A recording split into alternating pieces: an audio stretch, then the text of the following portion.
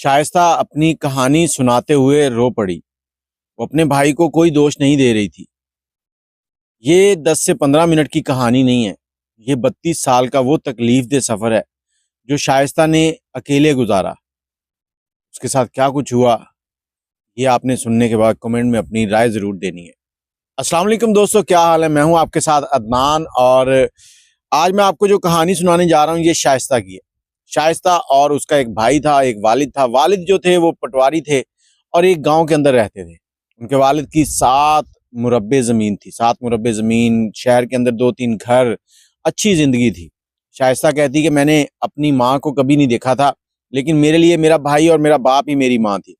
इन दोनों ने मेरी बड़ी अच्छी परवरिश की। मैं और मेरा भाई आपस में बड़े प्यार से रहते थे। मैं अपने भाई की बड़ी खिदमत करती। दोनों स्कूल जाते, तालीम अच्छी हासिल की। जब मैं पढ़ लिख गई तो मेरा भाई जो है वो वकील बन गया और मैंने नर्सिंग का कोर्स कर लिया। अब हम लोगों ने प्रैक्टिस करनी थी, उसके लिए हमें बड़े शहर आना पड़ता। मेरे अब्बा ने लाहौर के अंदर एक घर ले लिया। हम उस घर में शिफ्ट हो गए। भाई अपनी जॉब पर जाता, मैं अपनी जॉब पर जाती। मैंने नर्सिंग कंप्लीट कर ली। तो एक दिन मैं बैठी हुई थी तो भाई का एक मैसेज मुझे आया। उस मैसेज के अंदर एक ईमेल एड्रेस था। उस ईमेल एड्रेस के ऊपर मैंने देखा कि उस पे कुछ ऐसी वैकेंसियां थी जो नर्सिंग की थी और वो अमेरिका के अंदर थी। मैंने खुशी में उसके ऊपर फौरी तौर पर अप्लाई कर दिया। जब मैंने अप्लाई किया तो चंद दिनों के बाद उनका लेटर आ गया। जब लेटर आया तब मैं लेटर देखकर बड़ी खौफजदा हो गई कि मैं अकेले इतना लंबा सफ़र कैसे करूंगी, मैं वहाँ कैसे रहूंगी। तो मैंने इनकार कर दिया। तो भाई ने मुझे समझाया कि आप जाओ, जाकर वहाँ सेट हो जाओ, आपके लिए ये एक चांस है। मैं नहीं जाना चाह रही थी, लेकिन उनके कहने पर मैं राज़ी हो गई। लेकिन मेरे अब्बा जान जो थे वो भी डर चुके थे। तो अब्बा जान ने कहा कि ऐसे नहीं जाना, तुम्हारा पहले निकाह करते हैं। तो अब्बा जान के एक रिश्तेदार थे जिनसे मेरा निकाह कर दिया गया। निकाह के चंद दिनों के बाद मैं बाहर चली गई। वहाँ पर जाके मैंने जॉब शुरू की और उसके बाद अपने शौहर के जो डॉक्यूमेंट्स थे वो सबमिट किए। डॉक्यूमेंट सबमिट किए, उनका वीज़ा अप्रूव होने में 2 साल लग गए। 2 साल के बाद जब उनका वीज़ा लगा तो वो वहाँ पर आ गए। उसके बाद वो घर में रहते और मैं जॉब पर जाती। हमारी ज़िंदगी अच्छी चल रही थी। अल्लाह ताला ने मुझे 2 बेटियाँ और एक बेटा अता किया। बेटियों के बाद मैंने देखा कि उनका रवैया बदलना शुरू हो गया। ऐसा-ऐसा मैं उनके ऊपर नज़र रखने लगी। जब मैंने नज़र रखी तो मुझे पता चला कि मौसूफ़ कुछ लड़कियों के चक्कर में गिरफ़्तार हैं और उसके अलावा उनको नशे की आदत पड़ चुकी है। मैंने जब उनसे ये कहा कि मुझे ये चीज़ें बर्दाश्त नहीं है, मैं कमाती हूँ, आप खाते हैं, मुझे कोई एतराज़ नहीं है, लेकिन आप सिर्फ़ मेरे रहो, मुझे सिर्फ़ ये चाहिए कि आप मेरे हो। अब वो इसी दौरान एक बेटा भी पैदा हो गया। अब वो लड़का जो था, जो उसके अब्बा का रिश्तेदार था, उसने इसके ऊपर हाथ उठाया। जब उसने हाथ उठाया, इसने ज़ुबान चलाई तो दोनों के दरमियान तल्ख़ियाँ बढ़ने लगीं। नौबत यहाँ तक आ गई कि रोज़ मार-कुटाई होती थी। अब ये लड़की जो थी अपने बाप की इज़्ज़त के लिए ना तो थाने कंप्लेन करती थी, ना ही बाप को बताती थी। लेकिन अपने भाई को ज़रूर बताती थी कि मेरे साथ मेरा शौहर ये काम करता है। पूरी दास्तान सुनी तो उसने फौरी तौर पर कहा कि आप इससे तलाक ले लो। शाइस्ता तलाक नहीं लेना चाहती थी। वो डर गई कि अब्बा जान क्या कहेंगे, ज़माना क्या कहेगा। लेकिन भाई उसने समझाया, उसने कहा कि नहीं, आप तलाक ले लो इससे, आप इससे अलहदगी इख्तियार कर लो। शाइस्ता ने वही किया, कोर्ट में केस किया, उसके बाद डिवोर्स हो गई। वो अलग रहने लगा। वो उसके बाद शाइस्ता के वालिद जो हैं वो बड़े नाराज़ हुए उससे। लेकिन उनको थोड़ा समझाया तो वो थोड़े समझ गए, ज़िंदगी चलती रही। शाइस्ता के बच्चे जो हैं वो बड़े हो रहे थे। शाइस्ता इसी दौरान डिप्रेशन का शिकार भी रही। बहुत सारी टेंशनें उसके ऊपर आती रहीं। शाइस्ता ने हिम्मत नहीं हारी। वो अपने काम में लगी रही। जब उसकी बच्चियां जवान होगी, बच्चियों को उसने अच्छी तालीम दी, मदरसे भेजा, स्कूल भेजा, 5 टाइम की नमाज पढ़ना सिखाई। एक ऐसे मुल्क के अंदर रहते हुए जहाँ गोरों का निज़ाम चलता है। लेकिन उसकी बच्चियां बड़ी समझदार थीं। अब बच्चियों की शादी की उम्रें हो चुकी थी। उनके बेटे का नाम असद था और बच्चियों की शादियों के लिए उसने लड़के देखने शुरू किए और वो बड़ी परेशान थी कि इनकी शादी कहाँ करूँ और कैसे करूँ। और इसी दौरान उनके भाई की भी शादी हुई थी और उनके यहाँ उनकी भाभी जो थी ना वो बहुत ही सोबर और बहुत ही अच्छी थी। अब भाई के 2 बेटे थे। मैंने भाई से कहा कि मैं इनके लिए रिश्ता ढूँढ रही हूँ, तो मैं चाहती हूँ कि इनका यहाँ अमेरिका में ही रिश्ता कर दूँ। तो भाई ने कहा नहीं बहन, ऐसे नहीं करना। तुम्हारी दोनों बेटियां मेरे घर ब्याह के आएंगी, ये मेरी बहू बनेगी।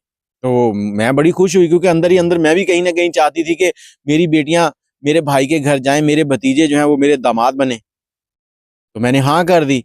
अपनी बच्चियों को समझाया, उन्होंने भी मेरी बात टाली नहीं, वो बड़ी फर्माबरदार थी। हम लोग वीज़ा लगवाया, पाकिस्तान आ गए। दोनों बच्चियों का निकाह कर दिया। निकाह कर दिया तो उसके बाद मेरे भाई ने कहा कि अब ये बच्चियां पाकिस्तान रहेंगी, ये बाहर नहीं जाएंगी। मैं बड़ी परेशान हुई, मैंने भाई से कहा कि आपको ये चीज़ें पहले बतानी चाहिए थी। तो भाई ने कहा कि नहीं ऐसे ही है, बस इनको यहीं रहना होगा। तो मैंने अपनी बेटियों को लिया और वापस आ गई। यहाँ पहुंची हूँ तो मैंने 1 महीना उनका ब्रेन वॉश किया, उनको दिमागी तौर पर तैयार किया कि उन्होंने अपने ससुराल में ही रहना है, वही उनका घर है जहाँ उनके शौहर रहेंगे। तो बच्चियाँ बहुत फर्माबरदार थी, मैंने बताया आपको कि उन्होंने माँ की बात मानी और इस बात पर एग्री हो गई। अब बच्चियाँ जो हैं वो पाकिस्तान आ गई हैं, पाकिस्तान आई हैं, जहाँ पर ज़िंदगी उनकी अच्छी चल रही है। तो कुछ अरसे के बाद दोनों बेटियों के यहाँ बच्चे पैदा हुए, एक के यहाँ बेटी और एक के यहाँ बेटा पैदा हुआ। कहती मैं बड़ी खुश हुई कि मुझे अल्लाह ताला ने नानी बना दिया है। अब मैंने वहाँ से टिकट करवाई, अपने बेटे के साथ वापस पाकिस्तान आई। जैसे ही मैं पाकिस्तान पहुँचती हूँ तो चंद कुछ दिनों के बाद अब्बा जान की अचानक तबीयत ख़राब होती है और अब्बा जान की डेथ हो जाती है। अब यहाँ पर मेरे लिए एक तरफ तो बेटियों के बच्चों की खुशियाँ थी और दूसरी तरफ मेरे वालिद जो मुझे माँ की तरह जिन्होंने पाला था। मैंने बताया था कि शाइस्ता ने अपनी माँ को नहीं देखा था, उस बाप ने शादी भी नहीं की और बच्चों को भी पाला था। तो शाइस्ता कहती मुझे बड़ा सदमा था, लोग मेरे पास आते, उनकी ताज़ियत करते और इसी तरह टाइम गुजरा। तो मैं जब वापस आई हूँ बेटियों को वहीं छोड़ा है और अपने बेटे के साथ मैं जहाज़ में बैठकर आ गई। मैंने पाकिस्तान से लेके यहाँ पहुँचने तक अपने बेटे के साथ कोई बात नहीं की। हम खामोशी से बैठ रहे, कुछ माहौल ही ऐसा था, मेरे ऊपर बाप का सदमा बहुत गहरा था। हम अमेरिका पहुँच गए, यहाँ पहुँचने के बाद मैंने बेटियों से राब्ता किया, बेटियाँ खुश रह रही थी और इसी तरह ज़िंदगी चल रही। जब वालिद साहब फौत हुए थे तो जो लोग ताज़ियत करने के लिए आते थे उनमें से एक रिश्तेदार ने कहा कि अब आप लोगों को चाहिए कि अपने बाप की जो जायदाद है उसको भी देख लें।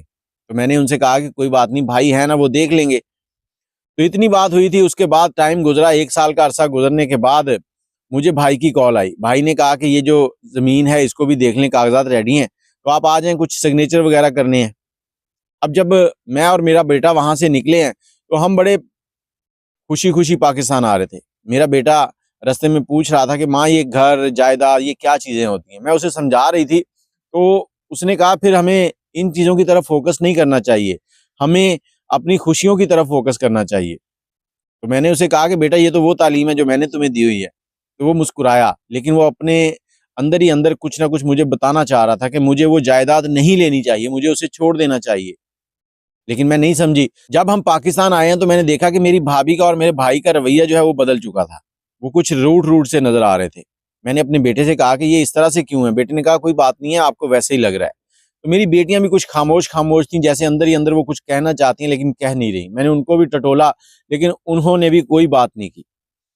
अब 2 दिन गुज़रे हैं और भाई ने पटवारी को बुलाया, कागज़ात मेरे सामने पड़े हैं और भाई ने कहा कि ये ज़मीन है, ये तुम्हारे हिस्से आएँगे, ये मेरे हिस्से आएँगे और अगर तुमने हिस्सा लेना है तो ये 2 लेटर भी तुम्हारे हिस्से हैं। मैंने पूछा भाई ये लेटर किस चीज़ के हैं? तो भाई ने मेरे चेहरे की तरफ देखा, उसने कहा खोल के पढ़ लो। तो मैंने जैसे ही पढ़ा उसमें मेरी दोनों बेटियों के तलाकनामे थे बगैर सिग्नेचर के। मैंने भाई से कहा भाई ये क्या है? भाई ने बड़े गुस्से वाले अंदाज में कहा कि तुम्हें समझ नहीं आ रही, ये तलाकनामे हैं, अगर तुम जायदाद लेती हो तो ये बेटियां भी साथ ही ले जाओ। मेरे ऊपर जैसे क़यामत गिर पड़ी थी। मेरा दिल कर रहा था कि मैं ज़मीन में ही कहीं दफन हो जाऊं। मैंने दोबारा भाई से पूछा भाई आप क्या कह रहे हैं? तो मेरी भाभी बोली तुम्हें पंजाबी समझ नहीं आती? यहीं से गई हो, ये सारी बातें तुम्हें समझ आती हैं, फिर बार-बार क्यों पूछ रही हो? जो करना है करो, या बेटियां ले जाओ या फिर जायदाद छोड़ जाओ। तो मैंने अपने बेटे की तरफ देखा और देखकर मैं खामोशी से सिग्नेचर कर रही हूँ कि मैं सारी जायदाद अपने भाई के नाम कर रही हूँ। उसके बाद मैं अपनी बेटियों से मिली और मिलने के बाद मैं जहाज़ में बैठी हूँ, अपनी बेटियों के घर बचाकर वापस आ रही हूँ। असद इस बात पर कुछ भी नाराज़ नहीं था, उसने मुझे दिलासा दिया, उसने कहा माँ जी आपने बहुत अच्छा किया। अब हम यहाँ पर आ गए, यहाँ आने के बाद मुझे रोज़ मेरा भाई याद आता था कि मेरे भाई ने मेरे साथ क्या किया। मैं डिप्रेशन में चली गई, मुझे अजीबो-गरीब सी हालत होने लगी। कई बार मुझे ऐसे झटके लगते थे कि मुझे हॉस्पिटल लेके जाना पड़ता था। मैं आपे से बाहर हो जाती थी, कंट्रोल से बाहर हो जाती थी।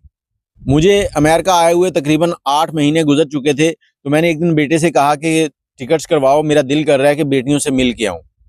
मैं बेटियों से मिलने के लिए पाकिस्तान आना चाह रही थी, लेकिन बेटे ने कहा कि माँ जी अब 8-10 दिन सब्र कर लें, उसके बाद चलेंगे। तो चंद दिन ही गुजरे थे कि मेरे घर के दरवाजे के ऊपर दस्तक हुई।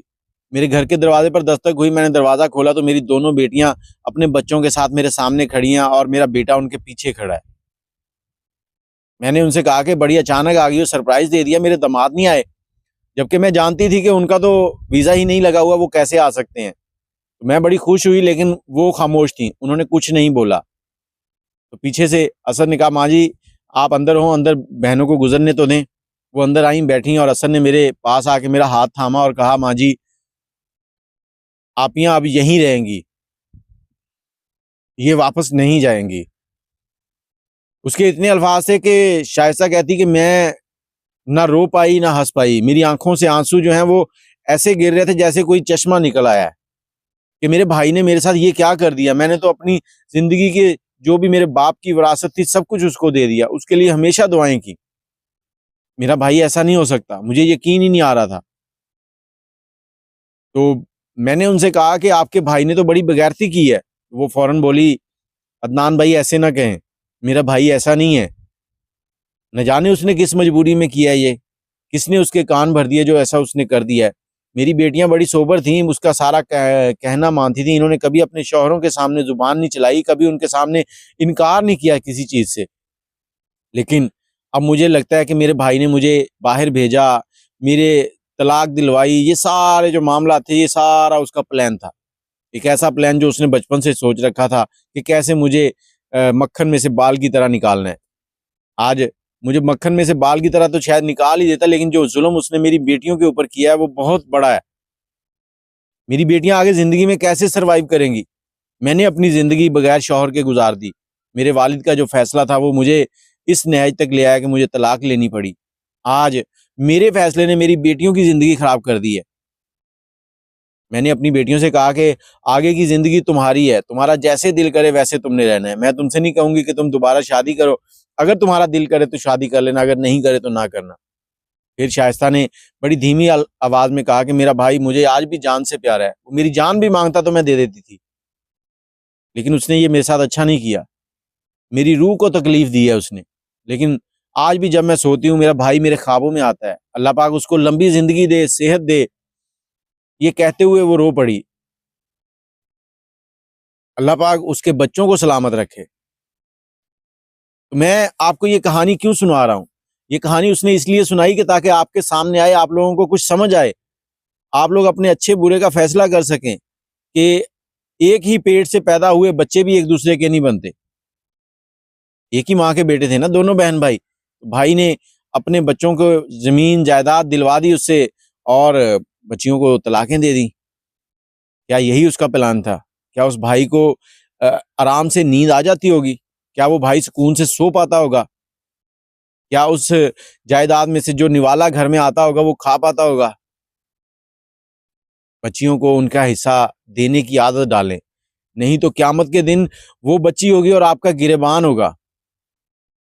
फिर आप अल्लाह से माफ़ी मांगेंगे, लेकिन वहाँ माफ़ी नहीं है। आप अपनी राय कमेंट में ज़रूर दीजिएगा। अगर आपके पास भी कोई ऐसी दर्द से भरी स्टोरी है जो दूसरों के काम आ सके तो ज़रूर सुनाइएगा, या कोई भी आपकी कहानी है तो मुझे ज़रूर बताएं। इनबॉक्स में आ जाएं, इंशाल्लाह आपकी स्टोरी यहाँ पर बयान की जाएगी। दुआ में याद रखिएगा। अल्लाह हाफ़िज़। अल्लाह हर शाइस्ता की ज़िंदगी आसान करे।